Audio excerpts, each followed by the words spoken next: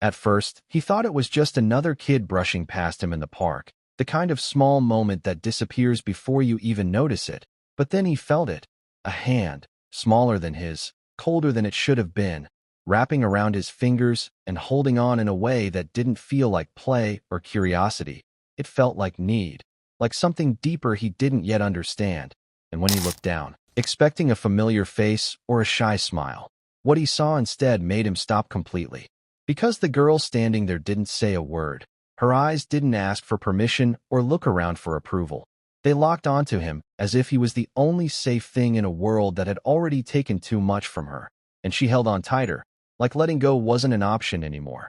And in that quiet moment, in a park full of people who kept walking and chose not to notice, something shifted. Because this wasn't just a child reaching out, this was a child who had run out of time. And when his parents turned and saw what was happening, they froze. Not because they didn't know what to do, but because something about it felt wrong in a way they couldn't explain. And just as the moment settled in, the girl stepped slightly closer, still silent, still holding on, and what she did next made everything feel different. Before we dive deeper, let us know in the comments where you're watching from. We'd love to hear from you. And don't forget to hit that subscribe button so you never miss any of our upcoming videos. Marcus was the first to react, not with action, but with a question he didn't say out loud, because nothing about this made sense. Not the way the girl stood there without speaking, or the way she clung to his son Liam like she had already made a decision, and certainly not the way no one else in the park seemed to notice. And Diana felt it too, that quiet discomfort when something is out of place, but no one acknowledges it. Because the girl didn't look like she belonged to anyone nearby. There was no parent rushing over, no voice calling her name. And yet she didn't act lost the way children usually do. She didn't cry or panic. She simply held on, as if letting go would mean going back to something worse. And Marcus scanned the area expecting to see someone searching, but there was nothing, just strangers passing by. And that's when the questions began to settle in. Who was she? Where had she come from? Why was she alone? And why had she chosen Liam? And Diana noticed something else. The way the girl's grip didn't loosen even for a second, not when Marcus stepped closer or when people walked past.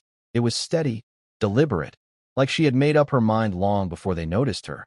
And that silence, that complete lack of response from the world around them, said more than anything else could have, because it meant one thing Marcus didn't want to accept yet. She had no one.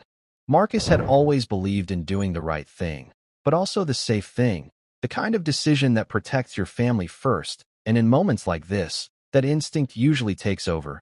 You remove your child from uncertainty and move on. No risks, no second guessing.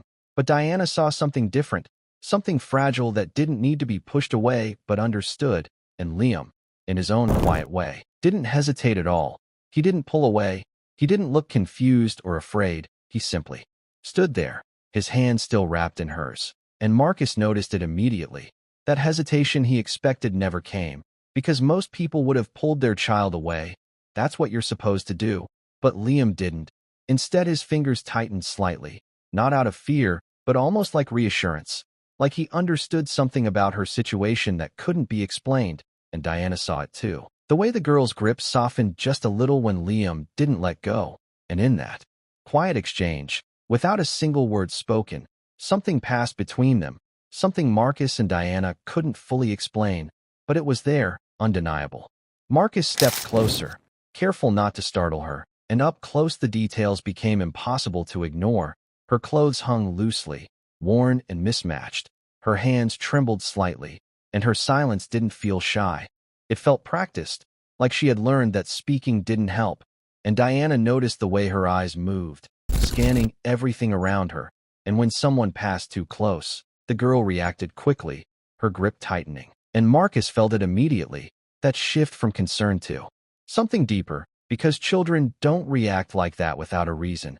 And Diana reached into her bag and offered food, and the response came instantly. The girl grabbed it and began eating quickly, not slowly, not cautiously, but fast, like she had done this before, like she knew it might not last. And neither Marcus nor Diana said a word, because in that moment, the reality settled in. This wasn't just a lost child. Marcus made the call, and within minutes 2 officers arrived, calm but focused, and as they spoke gently to the girl, asking simple questions. She didn't respond, not with words, not even a nod, her silence steady, and after a few moments, one officer stepped aside and checked his device, the seconds stretching longer than they should have. And then something changed, his posture shifted, his expression tightening slightly, and he showed his partner, both of them silent for a moment too long. And when he finally spoke, his voice carried a weight that hadn't been there before, and Marcus felt it immediately, because she wasn't just lost, she had been missing for 11 months. The drive home was quiet, but not the kind of silence that fades. It stayed with them, heavier than before, because even though the girl was no longer there, the image of her holding onto Liam refused to leave, and Liam broke that silence with simple questions. Where is she now? Is she okay?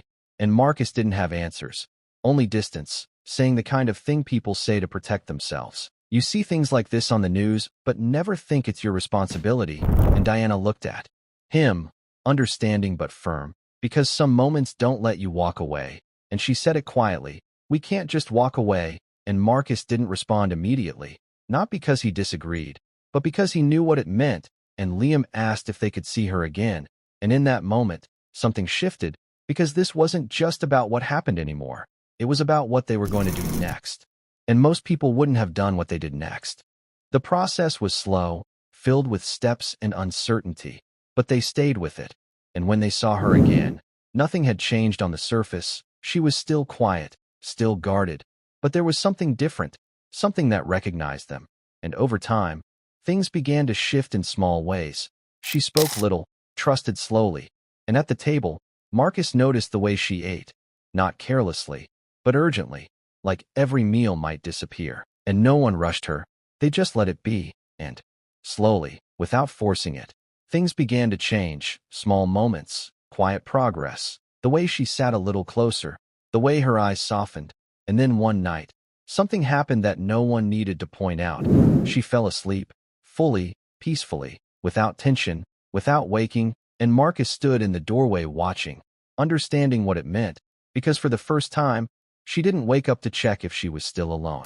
Marcus never expected that one moment in a park would follow him this far, or change the way he understood responsibility, because even now, the question remains, what would you have done? Would you have walked away, or stayed long enough to understand why it mattered? And maybe that's what stays with you, not just what happened, but what it asks of you.